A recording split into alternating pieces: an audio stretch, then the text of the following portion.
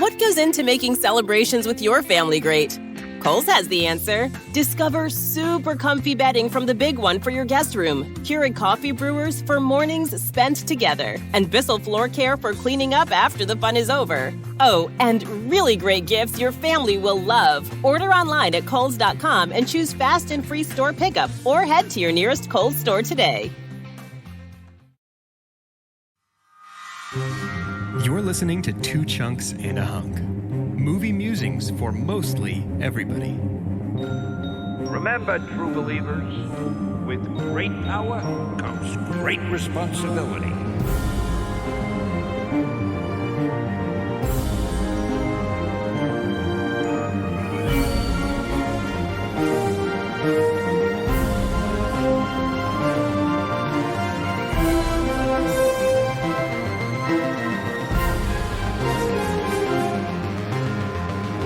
Welcome to Two Chunks and a Hunk. My name is Jordan Wonders, and this week I'm a chunk.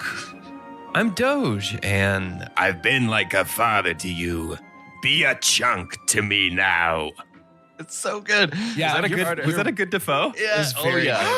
It's not even a good Defoe. It is a good Defoe. It's a goblin. Osborne. A good Gobby. Gobby. He calls him Gobby. Gobby. It's so bad. I'm Carter, and you don't hunk anyone. That's your problem. I hunk my barber. Hey, while we're passing out pretty decent impressions, that was not a bad JK. That was a really good yellow M&M.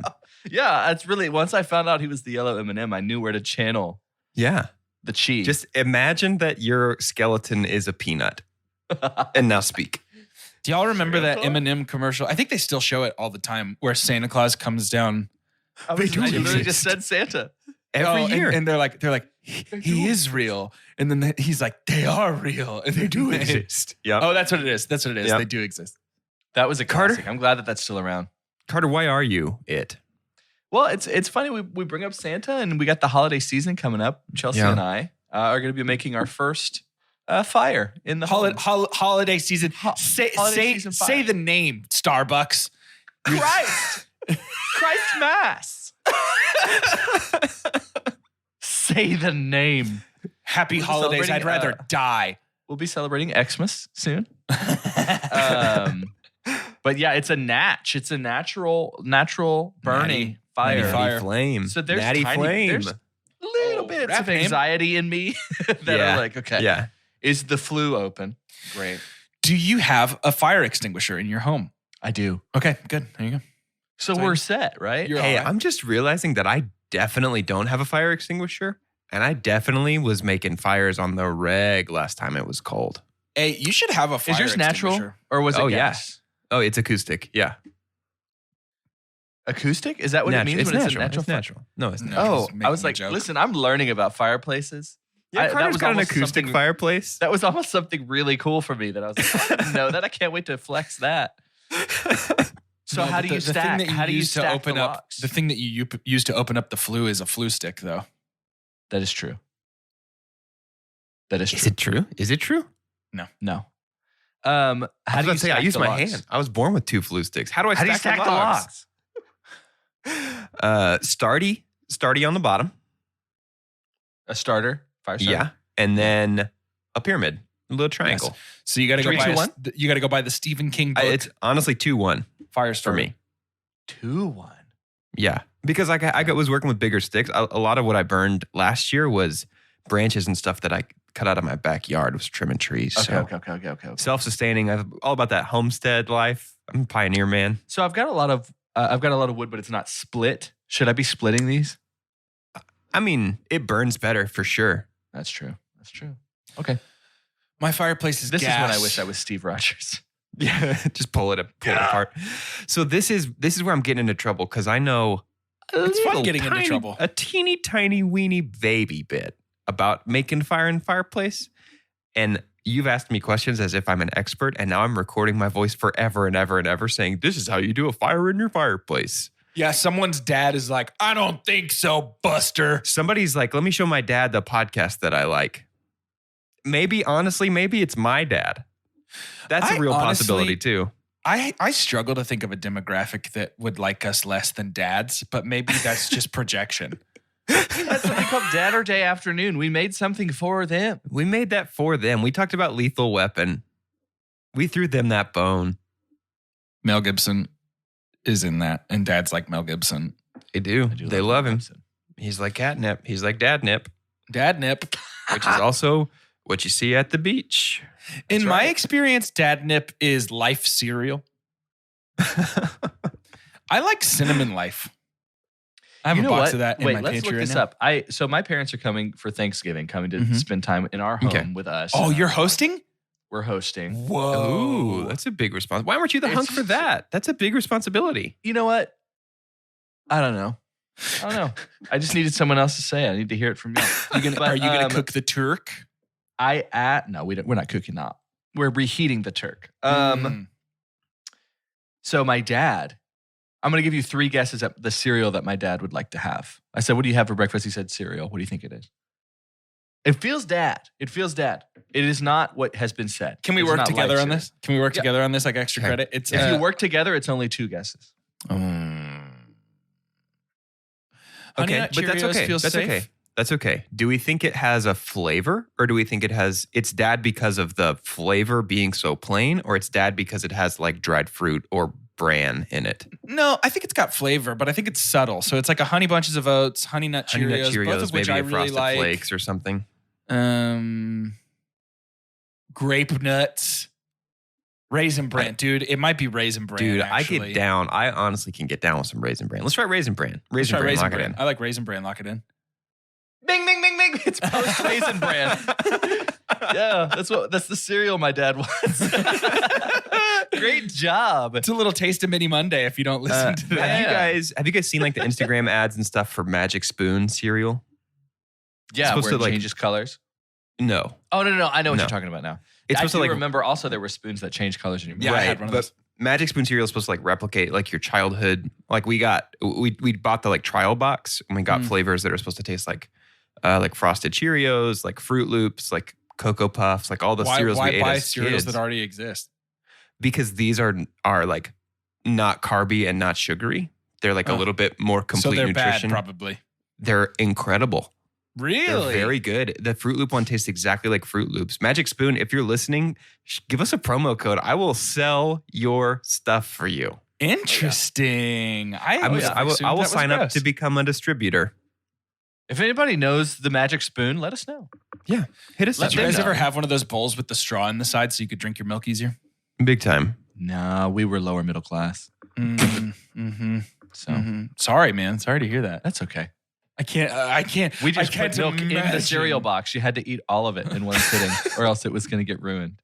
It was a family thing. Friends come over. I'm pretty sure those bowls were like 90 cents. Cereal time. Yeah, I know. Or they're the thing you turn in the stamps from like Box HEB. tops. Yep. Yeah. For education. Box tops. We should review a movie. This can't be what this episode's about, right? Do we have a fun name for this series? We didn't discuss that actually. I would like to posit either Spider-Men or whatever a spider can. You tell me, which do we like? Spider-Man. I was thinking something like, get me more pictures of Spider-Man. Yeah. This series is called Crap, Crap, Mega Crap. I'll give you $300 for them. I like Spider-Man a lot. Spider-Man is good. That's got great historical precedent because Spider-Man was a 6-issue limited miniseries where Peter Parker of Earth 616 crossed over to the Ultimate Universe and he met Miles Morales, but it's about universe hopping, right? Which is what maybe the new one's going to be about. I thought a long time about doing the nerd voice to dunk on Doge, but I think I'd rather just let him do self-dunks constantly. Yeah, maybe that was a self-dunk. That could have been a self-dunk. We all have the privilege of a front row seat as he transforms into a pocket protector. This is what makes our podcast, and what makes our Discord a place to worship Doge. Yeah, dude. Have we ever talked about this on the show? I don't think we have. The Discord is like, oh, Grandmaster Doge, please give us your wisdom. At Doge from the Having podcast. trouble sleeping, please read Grecian novel Give us your wisdom. And then they're like, oh, Jordan and Carter, you guys, you can talk about it too if you want.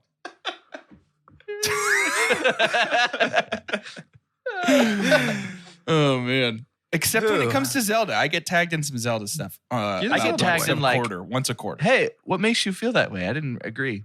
That's a good point. Not true. No, beginning our Spider-Man series with the classic 2002 Sam Raimi vehicle, Tobey Maguire vehicle driven by Sam Raimi.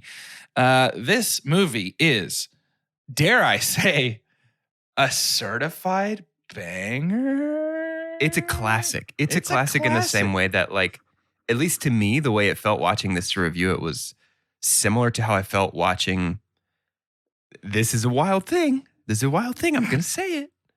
Watching a original trilogy Star Wars in terms of just like not influence on cinema, but although perhaps, but more of a just like, I have seen this so many times that I can close my eyes and know exactly what's happening. So how am I going to acquire any sort of objective stance on this movie? Yeah.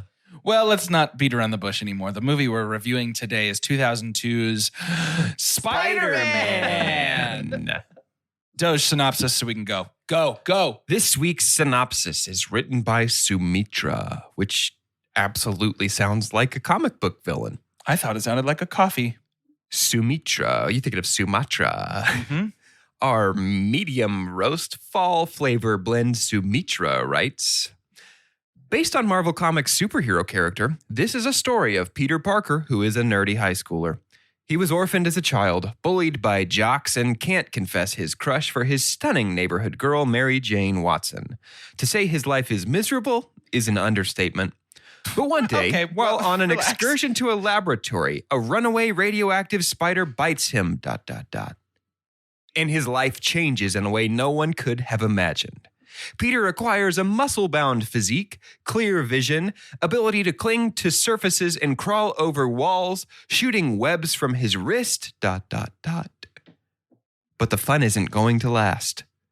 An eccentric millionaire, Norman Osborn, administers a performance-enhancing drug on himself, and his maniacal alter ego, Green Goblin, emerges.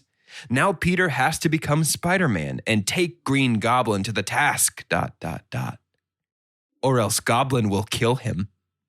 They come face to face, and the war begins, in which only one of them will survive at the end.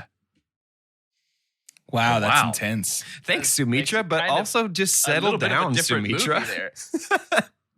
Sumitra. I own Don LaFontaine energy. DVD, the novelization, and the video game of this movie, and I loved all three. Same. I was telling Jess when we sat down to watch this, I was like, I think there is about 30% of this movie I've never seen, and it's all on the sides of the screen because I owned the full screen DVD and watched it on my 4x3 television. So we watched it.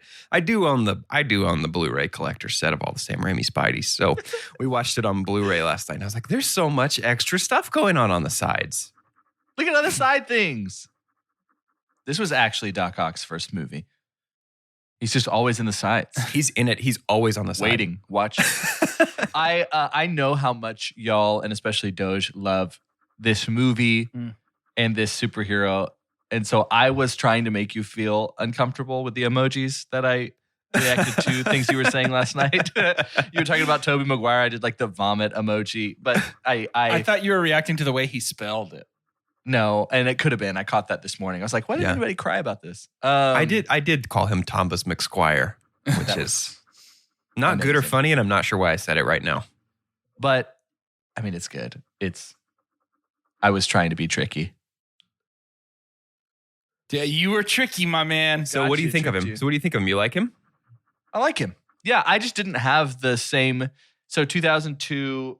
Yeah. I don't know. I didn't have the same connection that y'all did, but it's great. So I was 8. It's good. I was 8 when this came out. It's amazing. It's absolutely amazing. This is like one of those capital M movies for me that made me love movies. I owned everything Jordan's already mentioned, but the 2-disc special edition DVD, and some of my earliest memories are putting the like bonus features disc in my PlayStation 2. The crinkly crackle of his plastic, of his pocket protector? Do you guys hear that? Some of my earliest memories are putting the bonus disc in my PlayStation 2 in my bedroom and watching on my little TV with a built-in VCR, like every single behind the scenes thing of this, like figuring out exactly how they did this. Like this was the most amazing thing I'd ever seen at 8 years old. or maybe 10 or so when I actually watched it. I don't remember if I watched it when it came out or not, but this came out around the same time. In the special edition, in the bonus features, do they address the mannequin that swings with Kirsten Dunst? Yeah, they're like, look at this great effect we did. They're really proud of it. This came out at the same time as like Attack of the Clones. I went to see E.T. the same year this came out in theaters. It was re-released in theaters for the 20th anniversary. This was about the same time I discovered Indiana Jones as well. Oh my gosh, dude. And so this was like completely like the bullseye time for me when it was like, I think this whole like movie thing might be the most interesting thing in the world. This might be my thing. Yeah. I just remember it being so massive. Spider-Man is interesting to me as a superhero because I think really a lot of it might have to do with the dynamic of his superpowers and like trying to have that translate to screen. We haven't had nearly as many attempts at Spider-Man than Superman, Batman, all that stuff, right? We've got the Christopher Reeves and the Gene Hackman, like old Superman movies. And then obviously we've got all the Batman stuff. But yeah, Spider-Man. So when this came out in 2002, I'm 14 years old at the time. And I was so impressed. And it was kind of fun to watch back. And while there are the mannequin moments, I was like, I mean, this is doing what it was supposed to do in 2002. 100%. It's kind of like when we look back at Jurassic Park in the late 90s and be like, I mean, how on earth does this still look good? Right? Dude, that was 94. Early 90s, right? Yeah. That's what's so wild. That's crazy. Completely crazy to me. I'm going to make some sweeping statements about the Spider-Mans. Doge, I'm sure we'll have some stuff to say about it. Let me finish the thought, but I'd love to hear. Hey, stick with that idea. That's going to be a safe bet this whole series. Yeah, let me finish the thought, but I'm sure I would love to hear what you have to say about it. But so the Raimi Spider-Man, I don't remember who directs it. Was it Mark Webb directed the Amazing Spider-Man movies? Yeah. So I feel like we have these three takes, these three vibes, and I feel like the Amazing Spider-Man got the stylization of a lot of Spider-Man right in some ways of the comics. Like the stylized vibe of a lot of it was correct there.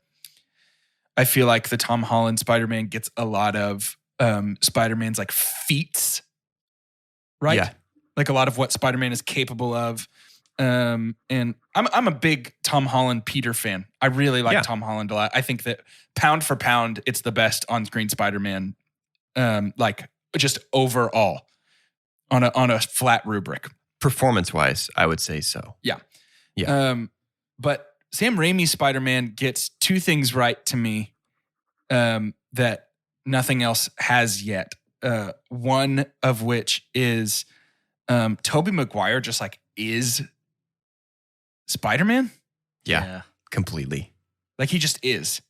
Even in all the cheese. So Sam Raimi's Spider-Man gets the camp right.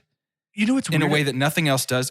And it also gets, this is the only Spider-Man iteration that gets the dynamic of I have to be Spider-Man first and Peter second or else people get hurt.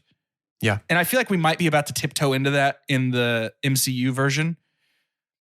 But this to me is the only one that really, really leans into and feels like it fully understands the dynamic of to be Spider-Man is to not really be Peter ever. This to me, it leans more into it. I would say Homecoming, especially with Stark and Peter's relationship, him missing the party and having to go and like we get that, but I agree with you. This leans the most into that, which I think is the most. That's a good point. I think the script for this it's interesting because here's my super dump. Mm-hmm. The pacing of this movie is absolutely horrible. Yeah, it's pretty rough. The first hour is sort of an adaptation of the first appearance of Spider-Man Amazing Fantasy number 15. And it's kind of Peter getting his powers, and we play that at the same time as Goblin and kind of create parallelism from them. And I think we take that from Ultimate Spider-Man issues 1 through like 12, basically. This is equally influenced by the Ultimate Spider-Man. We talked before on the show about Marvel launching the Ultimate line at the beginning of the new millennium to try and draw in new readers. And basically they kind of just did a reboot over in its own universe.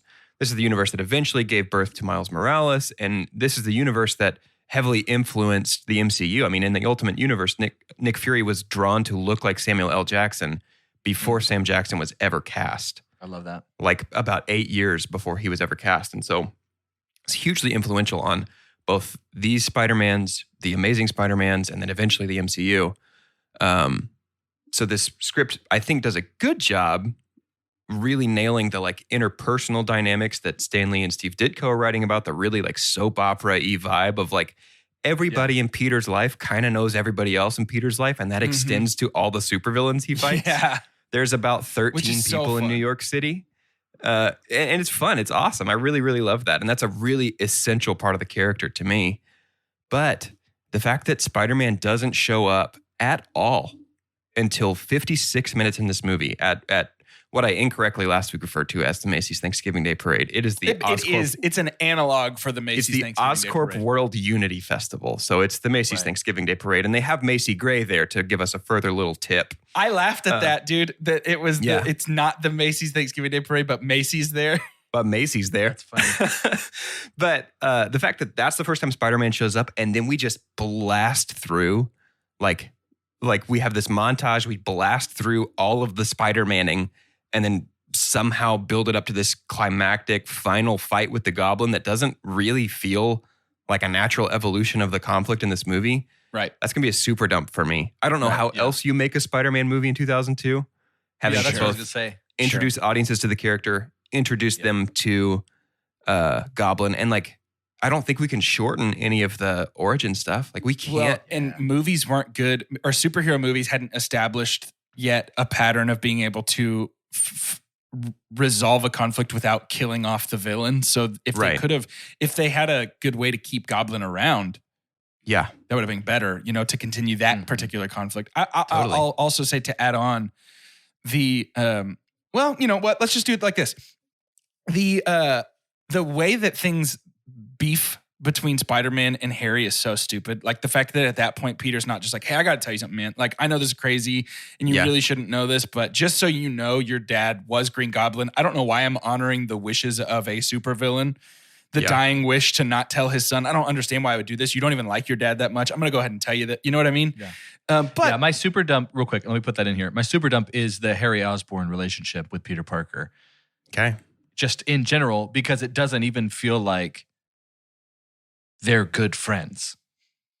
So let me add on to this. That's what I was going towards. I'm glad you said this. Yeah. My super dump is James Franco. He sucks in this. Yeah, he's and not awesome. I do typically. We already talked a little bit in Mini Monday about. We understand that he's not a great dude, right? But I typically am a fan of his performances. I think he's a good actor. He's bad here. Yeah. Harry is flat. His delivery of lines is awful. And I do not buy that he has chemistry with a single person in his life. Dude, I'll do you one better. I actually kind of think everybody's pretty flat in this movie, except J.K. Simmons and Rosemary Harris and Willem Dafoe. Sometimes Tobey Maguire, sometimes. I mean, there's Tobey Maguire reason, when his face is covered. Right, yeah. I feel like there's a reason that the first character from an older generation that we put in the multiverse of the MCU is Jameson. The first phase, right? Oh, totally. Like that was meant to move us because he stands out in a big way. And he's supposed to, but there's a lot of characters that are supposed to stand out. But I see what you're saying. Dude, Aunt May, I'm glad you brought up Aunt May. She's fantastic. She's no Marissa, Aunt May. You know what I'm saying? So it's funny. I love the direction of a young Aunt May. I feel like it just makes more sense. It makes more sense for Peter to have a young aunt. This is my favorite iteration of Aunt May, though. This is exactly what she is in the comics, in the Stan Lee, Steve Ditko stuff. Well, like she is the animated his series grandma, is basically this as well. Right. Like it wasn't until really the ultimate comics that Aunt May was ever aged down and given any sort of agency. And even then, she's still probably late 50s. Like Aunt May's like I actually prefer 90. it from a storytelling perspective, for it to make sense. And because I loved Marissa Tomei, I really do prefer it. I do too. But I just love this Aunt May so much. Is OG Aunt May basically Alfred? Like back at home, We'll take care of you. Concerned if for the you. difference, If Alfred had no idea why Bruce showed up with all the bruises over his body. Yeah. She's like, well, he must have just had a hard day at school. Yeah. Instead of mending his cuts and bruises and costume, So if maybe Alfred not, was just maybe like, not. I I get made it, you I a get it. sandwich because I love I get you. it. I get it. Yeah. Then Yeah. for sure. Also, just a quick update for everybody listening at home. It's that time of the Friday morning where the neighborhood black cat just sort of wanders through my front yard. I heard that the day you don't see him is actually the day that you die. Yeah, So I'm glad you saw him today. I've read that. I get. I'm nervous really glad every you saw morning. him today. Yeah. Guys, I've been trying to figure out why this movie doesn't stand out as much to me because a 14-year-old should also very much love this. Yeah, Yeah. 100%. And have big memories. Here's why. It's because 14-year-old Carter the same year was watching Two Towers and obsessed. Right. Yeah. Yeah. So 2001 to 2003 was Lord of the Rings, which just absolutely changed my life. Right. And so Yeah. I think that's why. Well, this has aged wedged so much Spider-Man in worse there. than Lord of the Rings. 100%. Right. Yeah. There's But- almost nothing special effect wise that looks good except Spider-Man swinging at night looks really good. It's a to me though, this is a kind of charming aging though. I agree. Yes. Because it's like- Completely agree. It They is did Quidditch. the best they could. He looks like some the of that stuff. the Yes, early very Quidditch. That's what very he good. looks like. And it's talk bad. about big franchises in the early 2000s. Goodness me, we had a Yeah. lot of them. That's a good point. And now there's just literally like 3. There's like 2 franchises right now, maybe 3. Right. all vying for that top spot. No, I think Yeah. I think there is something to be said for the camp of this movie, which is Sam Raimi's like It's a specialty. intentional. You know, it's totally intentionally The like camp of this movie will cause Yeah. it to be not ageless, not timeless, but just be okay no matter the time. it's like, to me, the campiness is a little bit like the like cell shaded style of Wind Waker. like Wind Waker. Yeah, totally. Yeah, it's like Toon Link, where it's like that looked okay on GameCube, and it looks okay now, but it's But just it's the it's same not ever aiming for looking amazing. Yeah. So it's fine. It's always Totally. going to look like what it looks like. I completely agree. Can I super pump? Yeah. Please. So here's my super pump.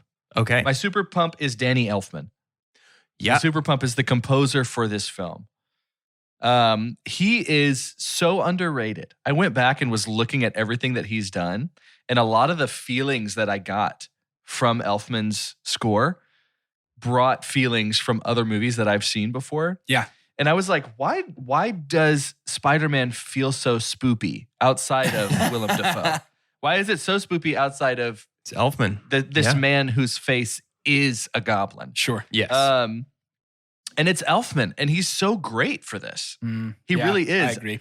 I think something that was fun is Spider-Man, especially when you have, the charm. We talked about it when we talk about some of our MCU movies, is like the charm of Peter Parker is he's just a kid, right? You're Yeah, not going to get, until we get, Miss Marvel probably in the next few years, we're not going to have another like kid that's on the crew. And so there's dynamics there that are super personable. Mm-hmm.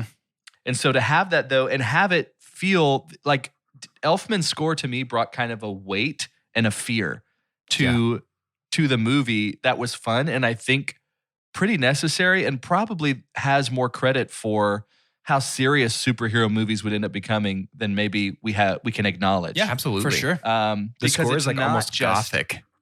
Yeah. Yeah. It is super gothic, and he's been to Gotham, right? Danny Elfman Yeah. was he's a Tim Burton guy. Yeah. Yeah. And so he did the Tim Burton Batmans, and there's some similarities there. That's and I think almost it's so certain. fun. I feel like that's definitely why he got this gig, right?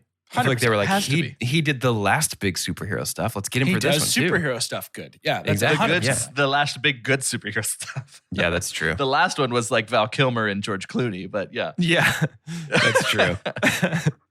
But yeah, Elfman has done. I encourage the Chunkies. Honestly, it's too much to go over, and I don't want to make it a Danny Elfman podcast.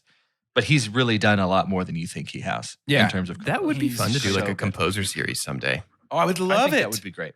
Like We could call what it if our next chooser's choice is composers? Composers? Because we've done hey, we've done excellent, directors. Okay. absolutely Let's do that. excellent I love idea. this. We're totally gonna do that. Absolutely maybe excellent two. idea. Okay, Love that. Cool. I love this. Yeah, I think there's a lot to be said for the vibe of a superhero movie. Yeah. And this movie is Vibe City. Everything is fantastical. Even the human characters are larger than life. Yeah. Yeah, and I'm glad y'all said camp early on Big time because camp. it's on purpose. 100%. Yeah. I think That's what Sam sometimes Raimi now, does, dude. Yeah, I think now if we see camp in any kind of MCU movie or any superhero movie, it's an homage. Yeah. Right. It's like, do you remember when like Adam West was Batman? Do y'all remember that? Right. It's like, Yeah. and obviously that's the spirit of comic books is campiness. Mhm. But Yeah, I think there's is Sam Raimi, is he still attached to Doctor Strange 2? I don't remember. Yeah, he's directing Doctor Strange 2. Man, yeah. that's gonna rule. Doctor Strange 2, we talked about it, I think, in one of our Marvel shows. It is almost certainly the like MCU, Eldritch, Cthulhu type of vibes. Multiverse of Madness is absolutely a reference to Mountains of Madness. I'll bet my entire podcast paycheck on that. Do you and know so who like the, having him do that, bring his like Evil Dead horror camp roots into that is going to be so fun. Yeah, Do agreed. you know who the composer is for Multiverse of Madness? Is it Danny Elfman? Is it Elfman? Yeah. Get out. Excellent. Excellent. I felt like I willed it to be. I was Bring looking, I was me like, it the has to be. elf man. I didn't look at this That's till now. I excellent. was like, it has to be. Yeah, Bring it's me definitely him. the elf man. Goodness That's me. excellent. Wow. I'm so excited for that. Excellent, Yeah, excellent. And obviously we're excited about that for the same reason that it works so well here. This Yeah. is just a match made in heaven, I think. Yeah. And we get sort of like an overture, which is not super common anymore. Oh, at the beginning? Yeah. Yeah. Yep. My favorite thing is how there's a B or a C section in that piece that changes every movie. And it's the villain theme. It's like the villain suite. So the Goblin suite's like halfway through that little opening montage, and the Doc Ock suite will be there next week. Super, super cool. I love that. I mean, it's a true overture. There is Shout out Danny Elf. Shout out Danny Yeah, for Elfman. Men Hey in Danny. Black. Shout out, man. Hey, Danny, we know you listen and we Crazy. see you. We know. We recognize your contribution. I love this suit. Yeah.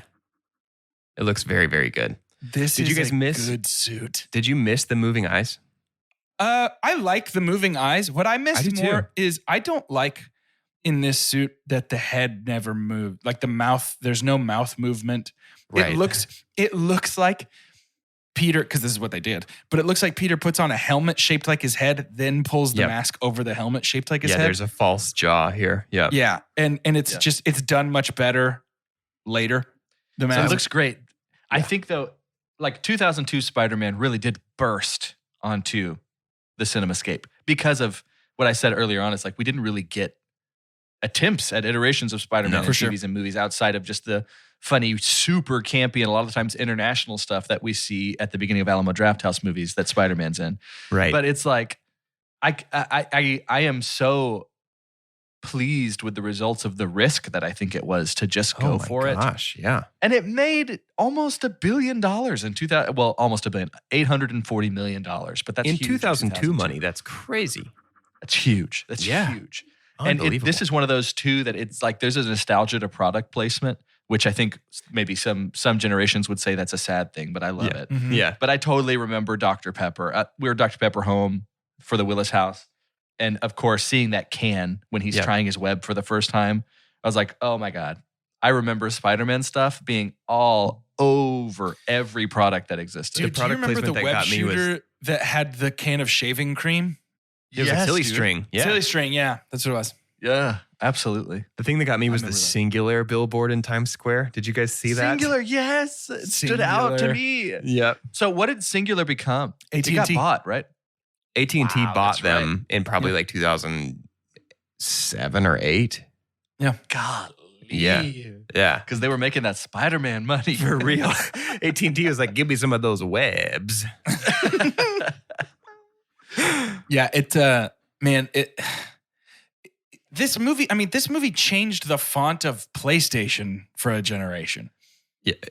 Yeah. Like the PlayStation 3 font is this font. Is the Spider-Man font. Is the Spider-Man font. Yeah, it's almost impossible, I think, to overstate the influence that this movie and its sequels had on superhero movies, on blockbusters, even in American cinema. Like it is like please do not hear me say it's Star Wars. It is not Star Wars. This is not Star Wars 1977. It is not that big of an influence, but I think this is equally as influential as like Avengers in 2012. Where studios were like, oh, we can have a bunch of these boys fight together. Yeah. This was the... And we're not... Like, it's unbelievable that this is the first time the studios are like, we can just make a bunch of movies of these boys fighting and print money. Well, I mean, this was huge for Marvel, right? When did the X-Men movies come out? When was the first X-Men movie? There's one before X-Men was this, like, isn't there? X-Men was like a year or two. X-Men was a year or two before. 99, I think. And there were plans to have Hugh Jackman's Wolverine appear in this movie. Wow. But they couldn't get the suit in time. They couldn't get his leather suit from 99. And that's the only reason that these are not set in the same universe. Well, meant to be. I think it's better that he wasn't. Yeah, I think so too. Yeah, this is Marvel's big, like, because forever we had, like I said already, the Batman and Superman stuff. So I think there was, it kind of feels like when Iron Man burst on the scene. Yeah. People knew of Iron Man, but it was like, I don't know. And I knew of Spider-Man. Spider-Man had a massive popularity, and my dad loved Peter Parker and knew the old, banana, which I think the first time we're getting the actual throwback is in the next movie, which is really fun. But yeah, I just, you're right, Doge. It has a huge influence on blockbusters in general, and obviously especially superhero blockbusters, superhero blockbusters. Now it is time to head to shout announcements, which is going to happen right now.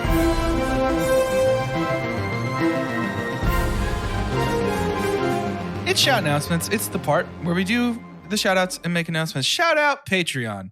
Listen, we got two tiers to this thing. For those of you that are like, I can't get enough of these chunk-y boys. I got good news. At our $3 tier of Patreon, you get access to a special Patreon-only feed of podcast episodes, bonus episodes. The energy is wild. The consistency is not. And the beauty is powerful. It is so much fun. And I think the other thing that makes it worth it is for our vote series is you get an extra vote. You get to vote 2 times in every poll that we do. That's huge, and genuinely has made a big difference in every single vote we have done since we started Patreon. Yep. The other thing is that we have a second tier, a $5 tier. And that tier, my friends, gets you an invite to a private Discord server with us, your boys, and some other chunkies. There's discussion, there's box office ball, there's speculation. We have a Survivor channel. It's amazing. A blast. So if that sounds like something you might be into, I would encourage you to go ahead and stop might being and start yes being very good much. Dang, let them know. Wow. Let them know. Get into what a it. call to action. This episode is the 363rd episode of Two Chunks and a Hunk. Sorry. So by Spider-Man 2, by the time we review that, and I'm sorry to steal that from you a little bit, Doge, but I think it was, well you can still talk about it. We'll have an episode for every day of the year. How crazy is that? Every day of the year. Now, we would not recommend consuming We wouldn't them recommend in that it. manner. We wouldn't recommend what? it. I would.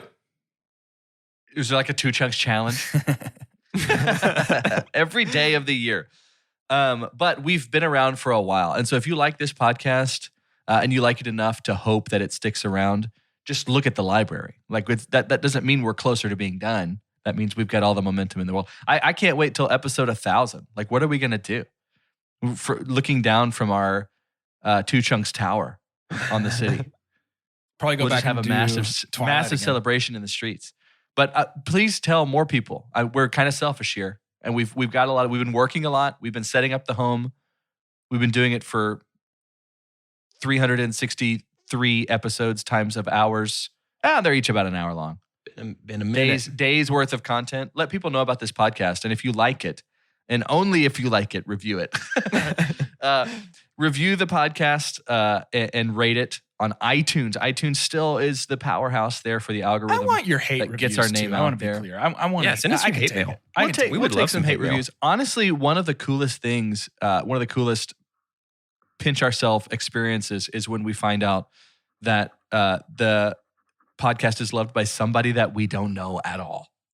Yeah, And that's a how good it can time. just come up in conversation. And I think that's special. Also, we love hearing about how maybe you view movies a different way or you watch movies more because of this podcast. That's not even the reason that we made this podcast to start. It was just, we just talked about movies all the time and loved that. And we thought maybe someone would be interested. But with as far as it's come, we'd love for you to keep pressing on and let people know. It's time for me to let you know. In case you haven't figured it out by now, which no shame in that. Sometimes people miss obvious things. Next week, we're talking about Spider-Man 2, 2004. Alfred Molina as Doc Ock. This is probably, it's kind of an ever-shifting list. This is probably in my top 10 movies of all time.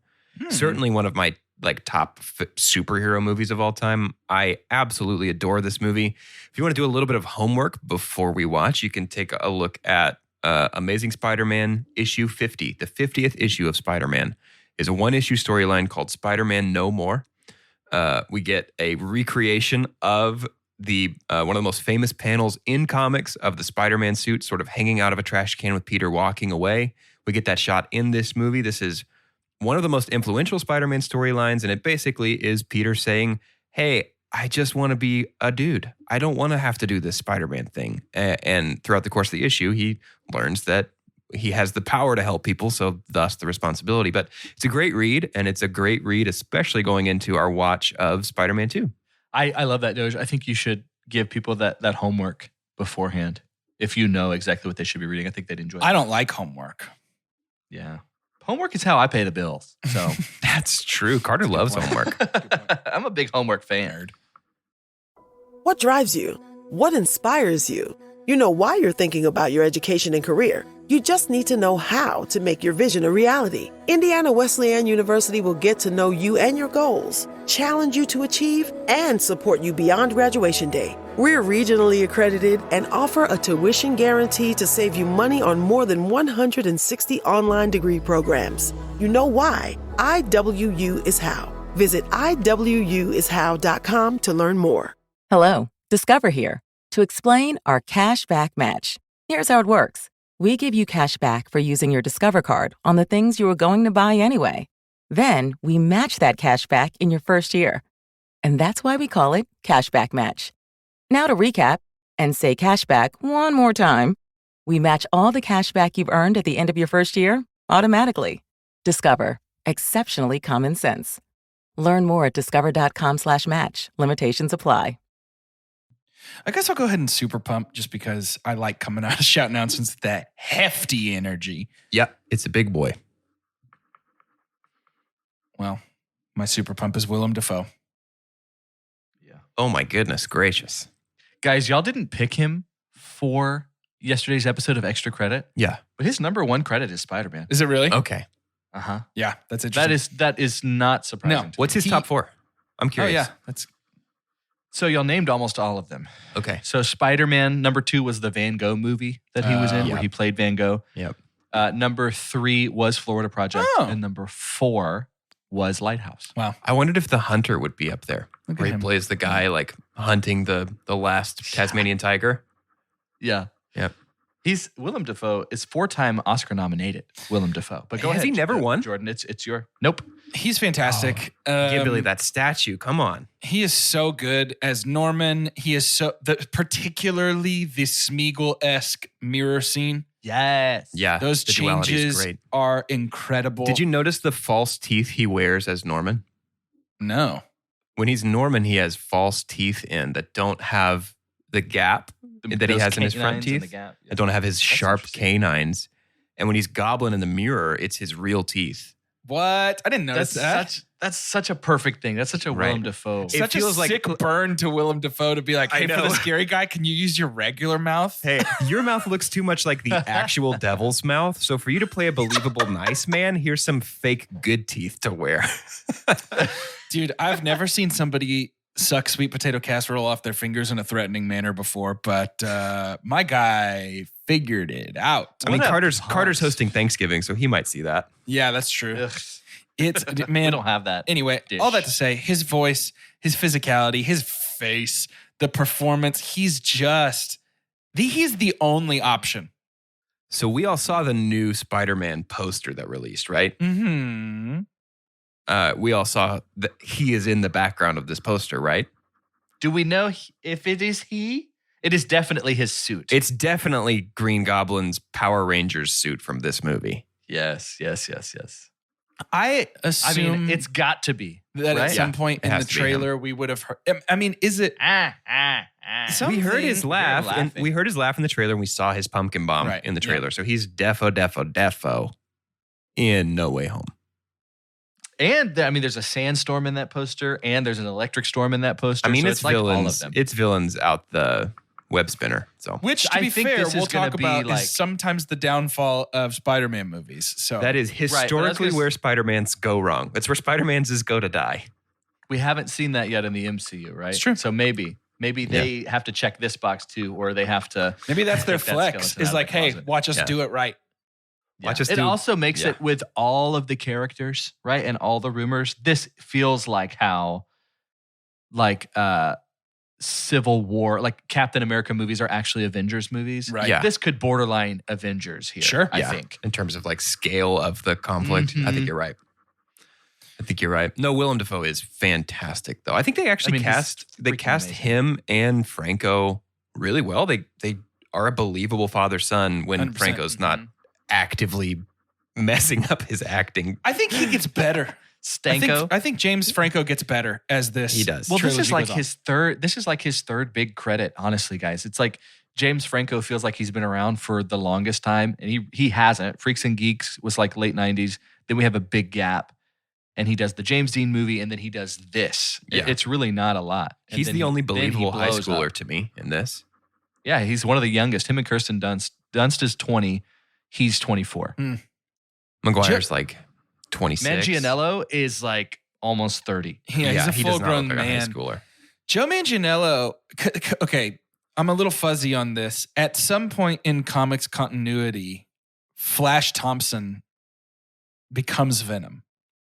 Right. So Flash bullies Peter in high school. And then they reconnect toward the end of college. This is after Gwen has died. Peter's met Mary Jane in college, and they're together. And They make reconnects up. with They Flash. kiss and make up, right?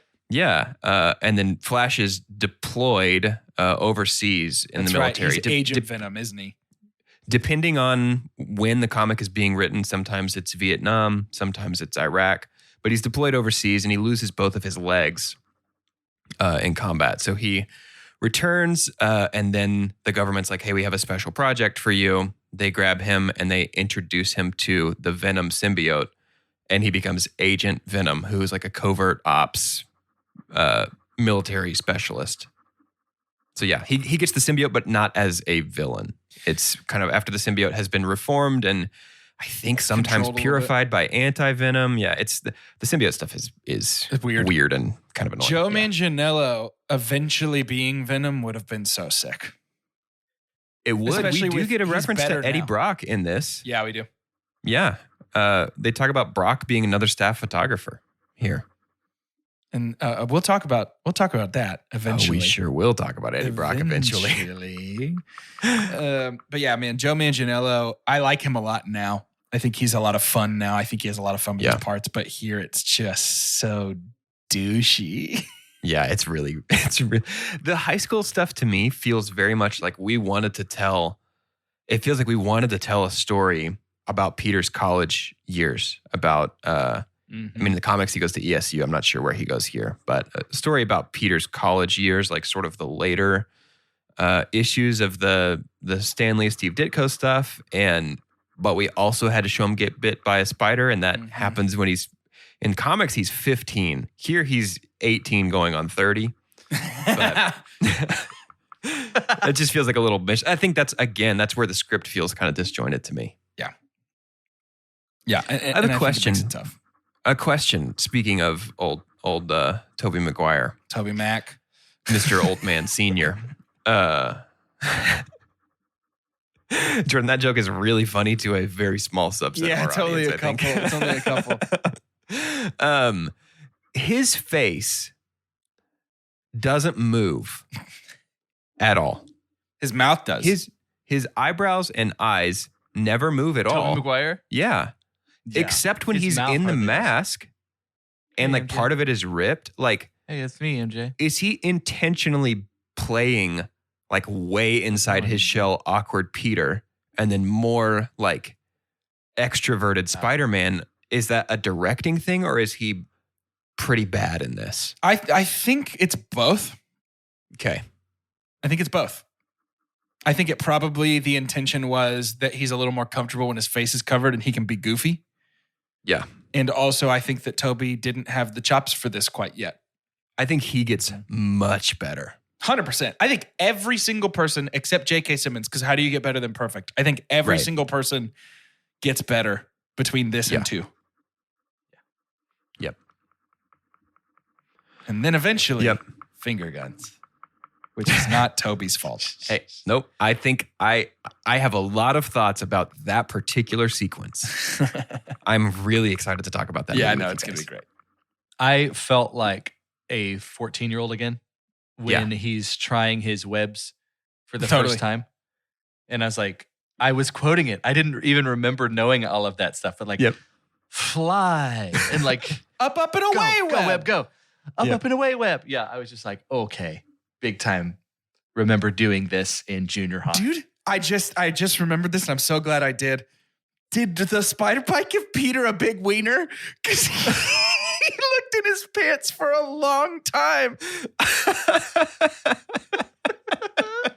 A big Wii Sports remote? Yeah, sorry, my fault.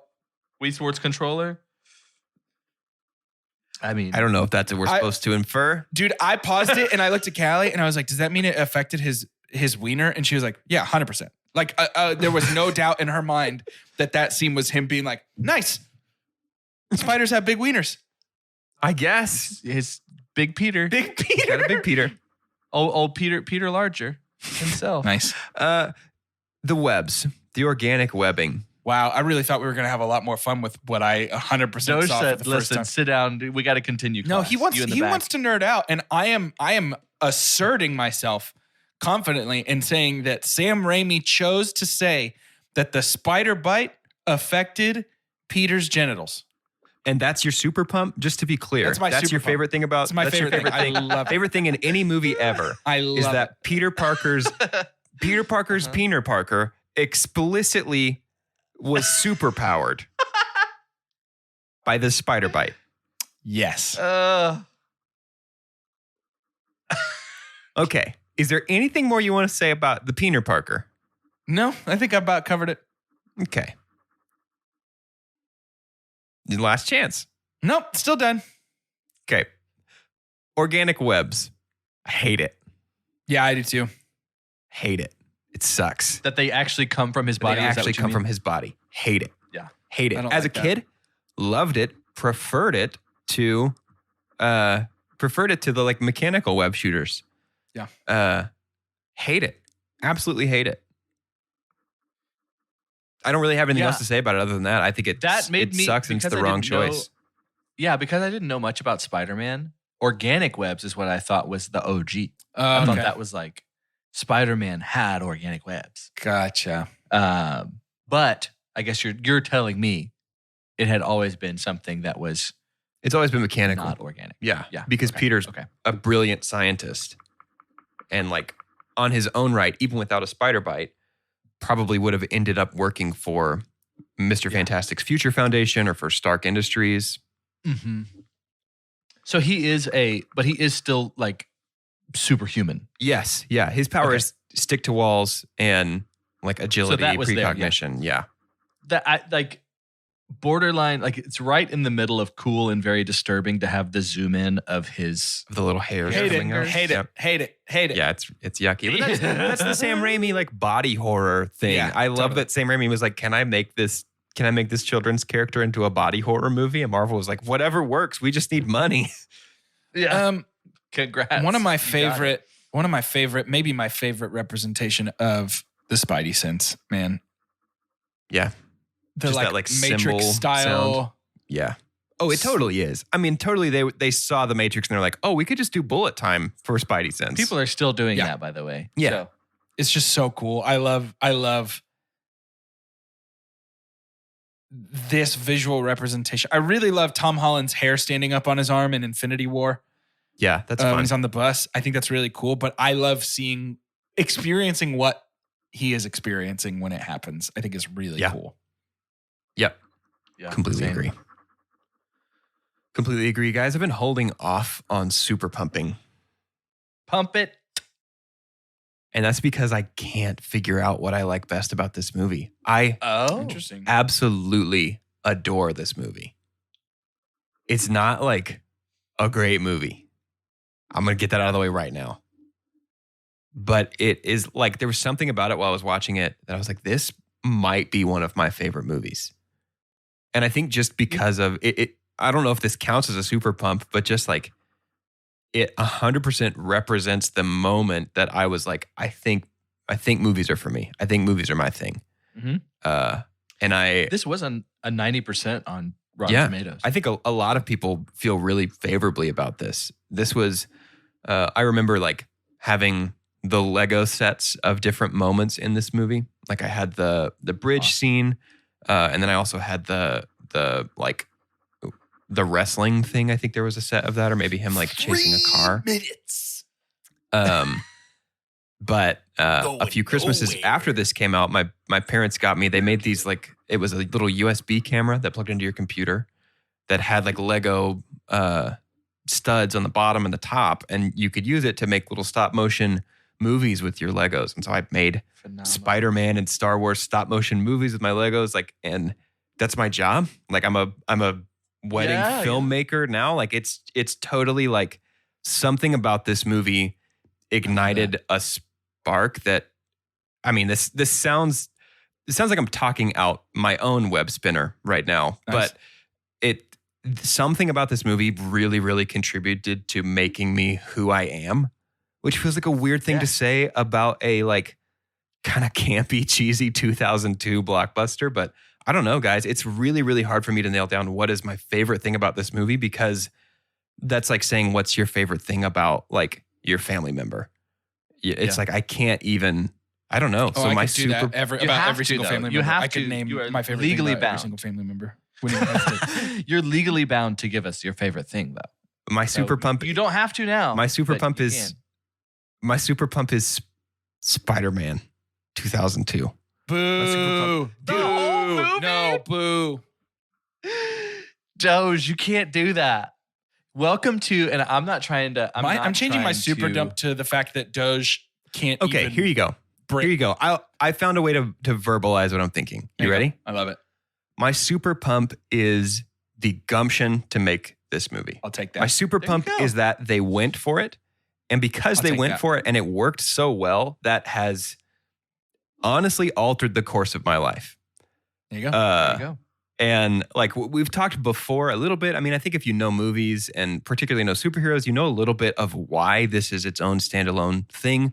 Marvel was in a ton of money trouble in the 90s, almost went bankrupt. The only way they could keep the door open, because nobody was buying comics in the 90s, the only way they could keep the door open was to sell the movie rights to their most popular characters.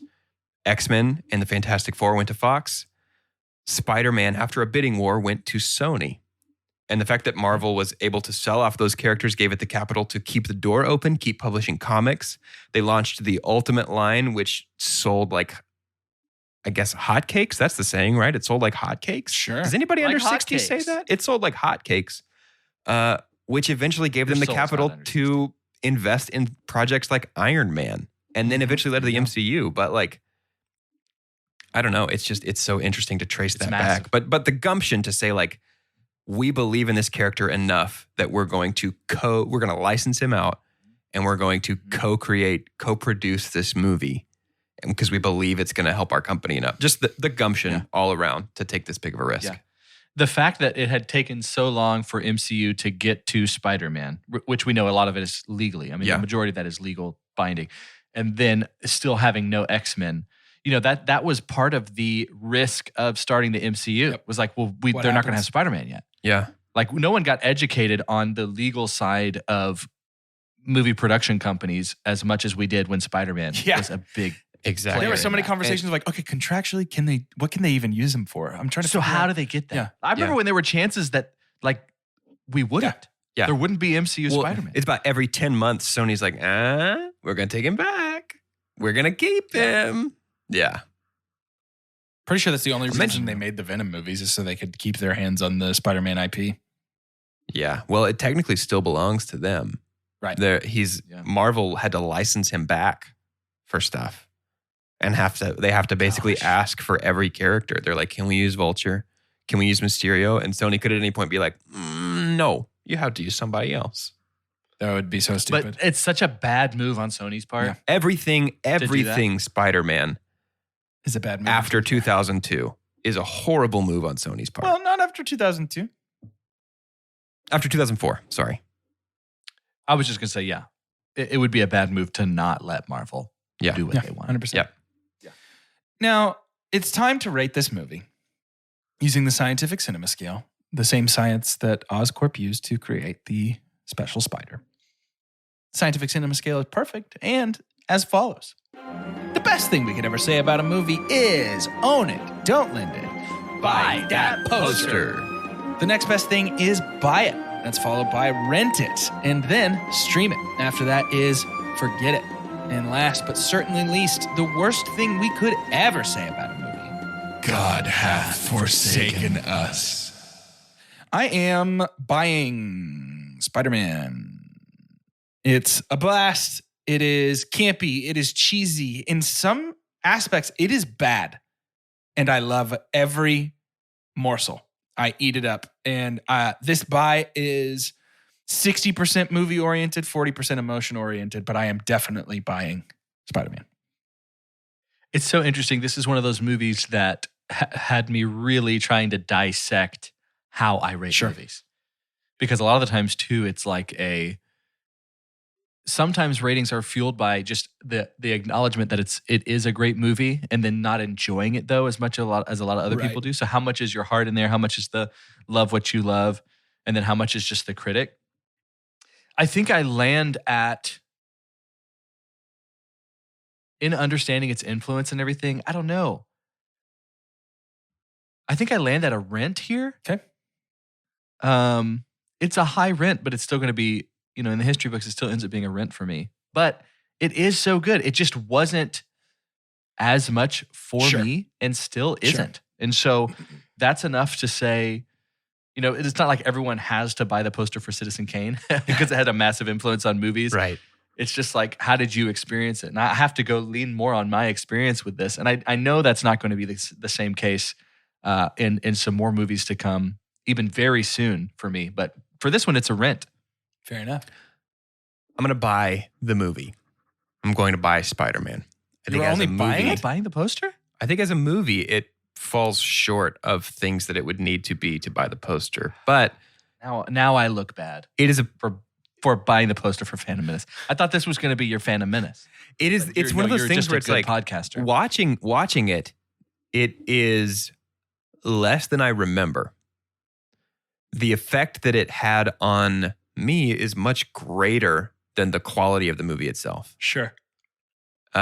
And so I don't know. I guess I don't know if that puts it at a buy it or a buy the poster. I think I buy the movie, but I buy the poster of the experience of being 8 years old and watching this movie.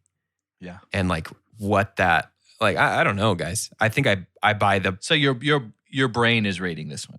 Yeah. My brain rating is buy it. My heart rating is buy the poster. Yeah. That's a good way to put it. So what's the official rating one more time for the people?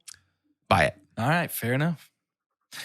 Well, next week we will be continuing the Sam Raimi Spider-Man saga with the second movie in the trilogy, Spider-Man 2. Very excited. Very excited for this. There's a reason Doc Ock was the first main tease, and his arms are all over that poster. There's no denying Alfred Molina will be in there. Yeah, this one going to be a blast. Man, Spider-Man 2, the video game, was so freaking fun. One of my favorite games of all time. Oh my goodness. Yeah, like this every is- morning that summer. Woke up immediately, played for like an hour. Yeah, of course. Because it was fantastic. Yep. One of the best early open world games, too. I would say the best. That one in Hercules. I'm kidding. It's like a old open world. Wow. So tune in as we continue our Spider-Man series next week, leading up to the release of Spider-Man No Way Home. It's an exciting time to be a Spider-Man fan, an exciting time to be a Marvel fan. I think this is going to be Exciting a to be a fun Two Chunks honor. fan. It's an exciting time to be a Two Chunks fan. I was going to say it. Exciting time to be a Two Chunks fan. Also, next week is our last mini Monday before Hawkeye starts up, so buckle up. It's going to be a blast. We're going to be watching every single episode of MASH, talking only about Hawkeye. So it's going to be a great time. To end today's episode, I'd like for each of us to say our name and which Spider-Man villain with no screen time that we would like. Have we done this? No. That we would like We to haven't. see on the big screen. Cool. I feel like we've done this. No way. We can't have done this. Yeah, I When guess will we have that's done true. it? For Two Chunks and a Hunk, I'm Jordan Wonders, and it's the Big Wheel.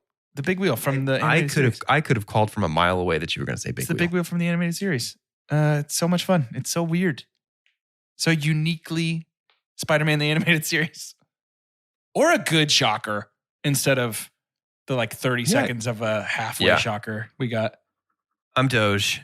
I would really, really love a for real Scorpion story.